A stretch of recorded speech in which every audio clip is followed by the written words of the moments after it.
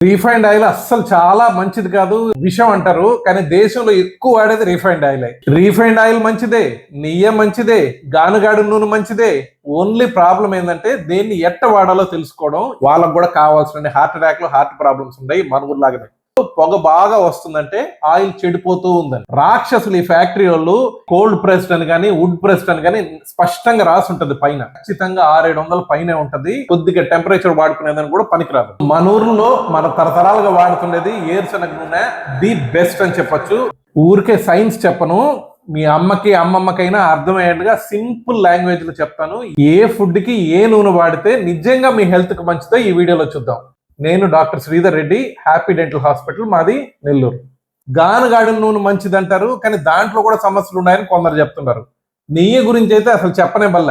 డాక్టర్లతో సహా ఒక బ్యాచ్ ఏమంటే సూపర్ చాలా మంచిది అంటారు, ఇంకో బ్యాచ్ ఏమంటే అసలు తినద్దు, నెయ్యి చెడ్డది అంటారు. రీఫైండ్ ఆయిల్ మంచిదే, నెయ్యి మంచిదే, గానుగాడు నూనె మంచిదే.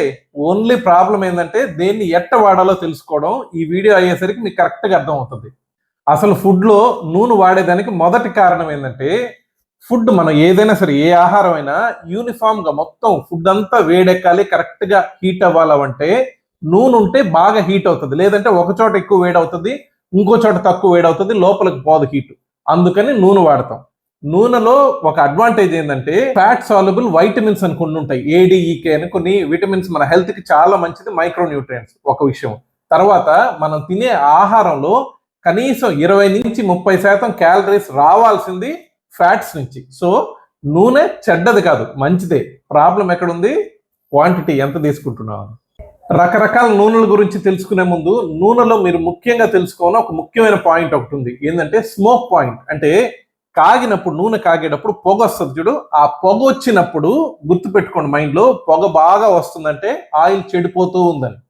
ఈ ఒక్క పాయింట్ చాలా ఇంపార్టెంట్. ఎందుకంటే మనం వాడే నూనె పొగ వచ్చే టెంపరేచర్, ఒక్కొక్క నూనెకి ఒక్కొక్క టెంపరేచర్ లో పొగ వస్తుంది. ఏ నూనె ఎంత వేడిలో కాగి పొగలు వస్తాయి అనేది చాలా ముఖ్యం.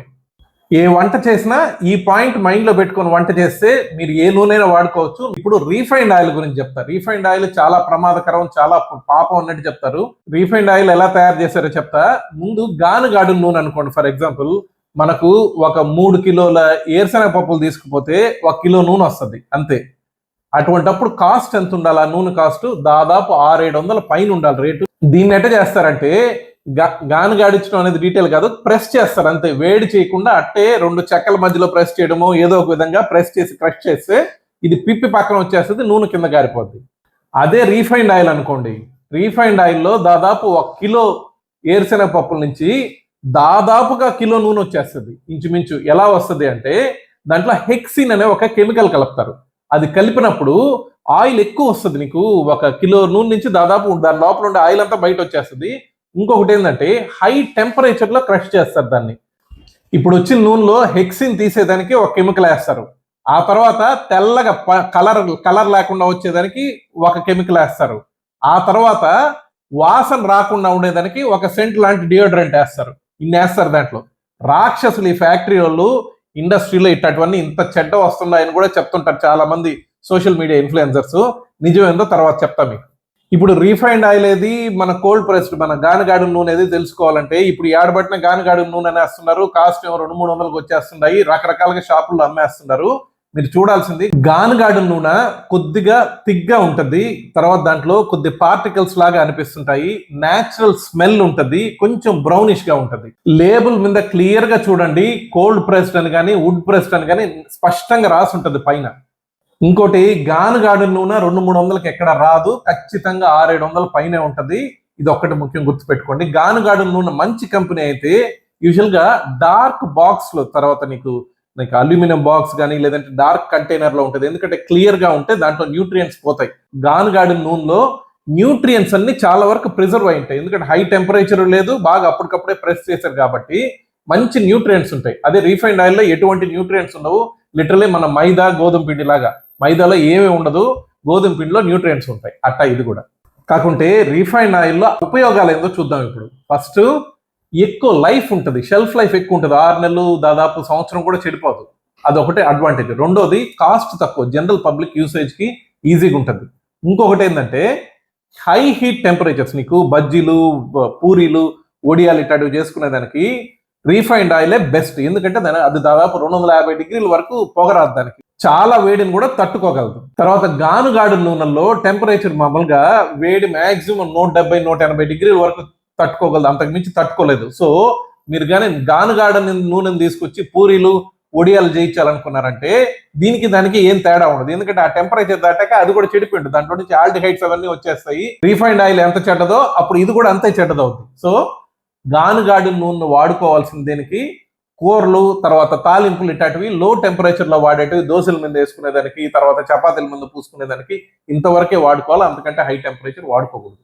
తర్వాత అస్సలు టెంపరేచర్ తగలకూడని ఆయిల్స్ కొన్ని ఉంటాయి, ఎక్కువ టెంపరేచర్కి అసలు పోకూడని ఆయిల్స్. ఏంటంటే ఎక్స్ట్రా వర్జిన్ ఆలివ్ ఆయిల్ అంటారు. దీంట్లో మంచి యాంటీ ఆక్సిడెంట్స్ ఉంటాయి, అది మంచిదే. కాకపోతే సలాడ్స్ మీద డైరెక్ట్ చేసుకోవడం, ఫుడ్ మీద డైరెక్ట్ చేసుకోవడం ఎట్లా చేసుకోవాలి. ఇంకొకటి ఉంది ఫ్లాక్ సీడ్స్ ఆయిల్ అని, ఈ మధ్య ఇన్స్టాగ్రామ్ లో బాగా కనిపిస్తుంది. అది కూడా అంతే, కేవలం ఫుడ్ పైన వేసుకునే దానికే కానీ కూర కొద్దిగా టెంపరేచర్ వాడుకునేదానికి కూడా పనికిరాదు. ఇకపోతే చాలా మంది ఆయిల్స్ గురించి మాట్లాడితేనే సాచురేటెడ్ ఫ్యాట్స్, మూఫా, సోఫా, పూఫా అనేదో చెప్తుంటారు. ఇవన్నీ మనకొద్దు, కాంప్లికేటెడ్ సైన్స్ వద్దు. మనం ఏది మంచిది కాదు వరకే చూసుకుందాం ఈ వీడియోలో.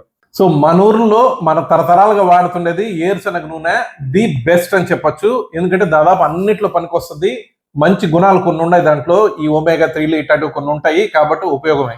కొబ్బరి నూనె అంటే అదొక అద్భుతం. క్యాన్సర్ కూడా దానివల్ల తగ్గిపోద్ది అని కొన్ని సోషల్ మీడియా ఫార్వర్డ్స్ ఉంటాయి. అట్లా అద్భుతాలు ఏం జరగవు. అది కూడా మామూలు నూనె, లిమిటెడ్ క్వాంటిటీలో తీసుకుంటే మంచిది.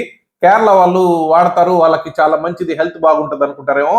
వాళ్ళకు కూడా కావాల్సిన హార్ట్ అటాక్లు, హార్ట్ ప్రాబ్లమ్స్ ఉన్నాయి మన ఊర్లాగానే. సన్ఫ్లవర్ ఆయిల్ చాలా మంది వాడుతుంటారు, మంచిది అది. దాంట్లో రీఫైన్డ్ వర్షన్ చెప్పాను కదా, హై టెంపరేచర్స్ వాడుకునేదానికే పనికొస్తుంది. మామూలు టెంపరేచర్స్ లో కూడా కొద్దిగా హై టెంపరేచర్ విత్స్టాండ్ చేయగలదు. తర్వాత నువ్వుల నూనె చాలా మంచిది వంటకి. ఎంతవరకు అంటే మనం యూజువల్ గా మనోళ్ళు తరతరాలుగా దేంట్లో వాడతారు, ఊరగాయలు చేసుకునేదానికి నువ్వుల నూనె వాడతారు, అంతవరకే లిమిట్ చేసుకుందాం. ఎక్స్ట్రా వాటికి ఇంకొక ఆయిల్స్ వాడతారు. తర్వాత ఆవాల నూనె నార్త్ ఇండియాలో బాగా వాడతారు, మనోళ్ళు తక్కువ వాడేది. నార్త్ ఇండియా ఎస్పెషల్లీ బెంగాలీస్ అయితే విపరీతంగా ప్రతి ఫుడ్ లో ఆవాల నూనె వాడతారు. మస్టర్డ్ ఆయిల్ అంటారు. ఈ అమెరికాలో యాక్చువల్ గా బ్యాన్ చేశారు, అది మంచిది కాదు హార్ట్ కి, దాంట్లో ఏదో యాసిడ్ ఉందని. కాకపోతే వాళ్ళు అమెరికా వాళ్ళే దాన్నే మళ్ళీ పేరు మార్చి కెనోలా ఆయిల్ అని వాళ్ళే రిలీజ్ చేశారు. మన దేశం వాళ్ళు ఏం చేస్తారంటే అక్కడ మస్టర్డ్ ఆయిల్ దొరుకుతుంది ఒంటికి పూసుకునేదానికి, దాన్ని తీసుకొచ్చి వంట చేసుకుంటారు. తర్వాత ఇంపార్టెంట్ పాయింట్, ప్రతి ఒక్కరు వెయిట్ చేసేది నెయ్యి గురించి అయితే ఒక్కొక్కరు ఒక్కొక్క విధంగా చెప్పేస్తారు. అది సాచురేటెడ్ ఫ్యాట్స్, దాన్ని ఇంతవరకే తీసుకోవాలి, అంతవరకు తీసుకోకూడదు. కొందరు ఏమంటే అది పొద్దున్న లేసి కాఫీతో పాటు తాగేయి, ఒక సీసా తాగేయి అని చెప్తుంటారు. ఏది మంచిది ఏది చెడ్డది అని సైంటిఫిక్ రీసెర్చ్ చూసామనుకోండి, ఒక 1,00,000 మందికి 2,00,000 మందికి నెయ్యి ఇచ్చి, నెయ్యి తిన్న వాళ్ళకి ఏమైనా హెల్త్ ఇంప్రూవ్మెంట్స్ ఇట్లున్నాయని స్టడీస్ అయితే ఏమీ లేవు. కాకుంటే ఆయిల్స్ చెప్పాను కదా, సాచురేటెడ్, అన్సాచురేటెడ్ అని సపరేట్ చేస్తుంటారు. ఇది సాచురేటెడ్ కిందకు వస్తుంది. సాచురేటెడ్ అంటే రూమ్ టెంపరేచర్, అంటే మన ఊర్లో రూమ్ టెంపరేచర్ కాదు, అమెరికా లాంటి ప్లేసుల్లో రూమ్ టెంపరేచర్ లో గట్టిగా గడ్డగట్టి ఉంటుంది. కొబ్బరి నూనె కూడా అంతే, గడ్డగట్టి ఉంటుంది మామూలు టెంపరేచర్ లో.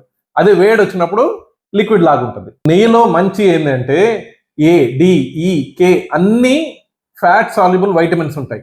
తర్వాత బ్యూటరేట్స్ అని ఉంటాయి నెయ్యిలో. అదేమంటే పొట్లో గట్ బ్యాక్టీరియాకి చాలా చాలా మంచిది. షార్ట్ చైన్ ఫ్యాటీ యాసిడ్స్ అంటే చాలా మంచిది అవి. అట్లా నెయ్యిలో మనకు పాల నుంచి వచ్చే చాలా మంచి ఇంగ్రీడియంట్స్ అన్ని నెయ్యిలో ఉంటాయి.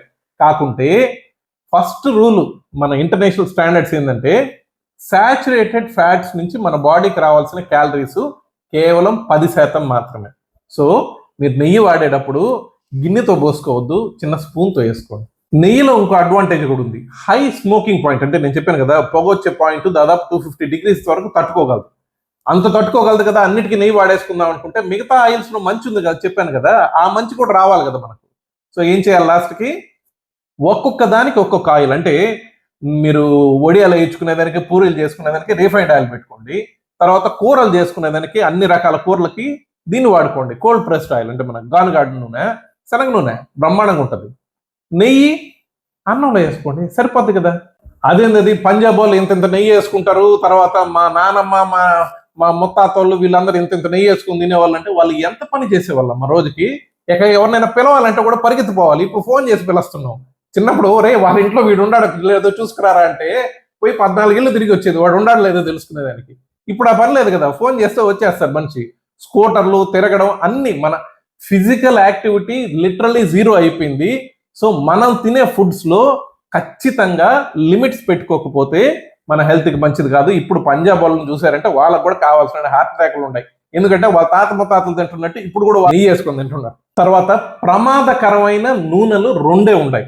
ఒకటి వనస్పతి లేదా డాల్డా అంటారు, దాన్ని బ్యాన్ చేస్తున్నారు. అది ఖచ్చితంగా 100% ప్రూవ్డ్ మన హెల్త్ కి మంచిది కాదు. రెండోది ఏంది, సో మళ్ళీ మళ్ళీ కాగిస్తే నూనెని యూజువల్ గా దాంట్లో ట్రాన్స్ ఫ్యాట్స్ అని వస్తాయి, అవి చాలా ప్రమాదకరం. కాకుంటే ఒక్కసారి ఒడియాలో ఏదో చేసుకున్న నూనెని వడగట్టుకొని మరుసటి రోజు ఏమైనా కూరలు వేసుకున్నా ఉంటే ఒక్కసారికి ఓకే, అంతేగాని మళ్ళీ మళ్ళీ వాడేదానికి అస్సలు మంచిది కాదు.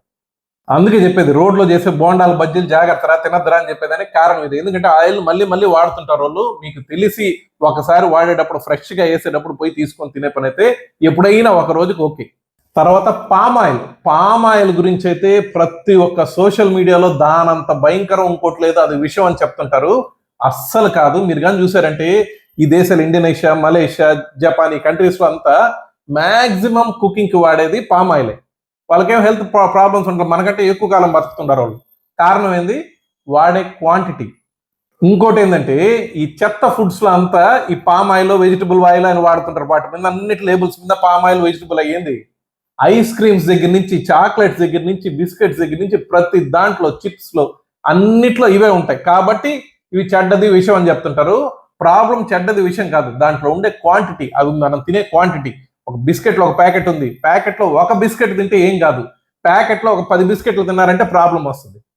మనం ఒకే ఆయిల్ వాడాము అనుకుందాము, సపోజ్ రిఫైన్డ్ ఆయిల్ ఒకటే వాడితే ప్రాబ్లం ఏంటి అంటే ఆ ఆయిల్ లో యూజువల్ గా మనకు omega-3, omega-6 అని ఫ్యాట్, మన హెల్త్ కి మంచిదైన ఫ్యాటీ యాసిడ్స్ ఉంటాయి. అవి ఏమంటే omega-6, omega-3 పర్సంటేజ్, 4 omega-6 ఉంటే ఒక omega-3 ఉండాలి.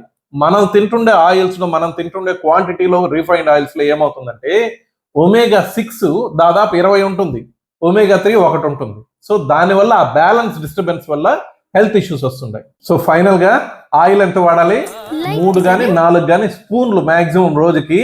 బయట తినే ఫుడ్స్ ఇంకా ఎక్కువ ఉంటుంది ఆయిల్, అదొకటి గుర్తుపెట్టుకోవాలి. ఇంకొకటి ఏంటంటే నెలకి మాక్సిమం ఒక మనిషి వాడాల్సిన ఆయిల్ 1 కిలో కంటే తక్కువ ఉండాలని చెప్పేసి ఇంటర్నేషనల్ నార్మ్స్. ఏ ఆయిల్ మంచిది, అన్ని ఆయిల్స్ మంచిదే, మనం తీసుకునే క్వాంటిటీయే ముఖ్యం. ఏంది, 3-4 స్పూన్లు అయినప్పుడు మీరు ఏ ఆయిల్ వాడినా సంబంధం లేదు, ప్రాబ్లం లేదు. తెలుగులో ఆవాలు పోయే చోట అదిం పెట్టి, ఏనుగులు పోయే చోట ఎత్తి పెట్టమంటారు. అంటే మనం ఏ ఆయిల్ వాడాలనేది ఆవాలంత చిన్న విషయం, ఎంత ఆయిల్ వాడుతున్నాం అనేది ఏనుగు అంత పెద్ద విషయం. దీన్ని మర్చిపోయి దీన్ని చూసుకుంటున్నాం మనం. ఫైనల్ గా ఏ ఆయిల్ వాడమంటారో చెప్పాను కదా, అన్ని రకాలు, ఒక్కొక్క ఫుడ్ ఐటమ్ మనం వాడుకునే డీప్ ఫ్రైకి ఒక రకము, అన్నంలో వేసుకునేదానికి ఒక రకము, తర్వాత కూరలు చేసుకునేదానికి ఒక రకం, అన్ని కలిపి 3 స్పూన్లు దాటకూడదు. ఆయిల్ బాగుందా లేదా ఎట్ట తెలుసుకోవాలి, చెడిపిన ఆయిల్ వాసన వస్తుంది, బంక ఉంటుంది. ఆయిల్ ని హీట్ చేసినప్పుడు పైన ఫోమ్ లాగా తయారవుతుంది. ఫైనల్ గా మీ ఇంట్లో ఏ నూనె వాడుతున్నారు, నేను ఇంత కష్టపడి వీడియో చేశాను కదా, దీన్ని చూసి మీలో ఏమైనా మార్పు వచ్చిందా కింద కామెంట్ చేయండి.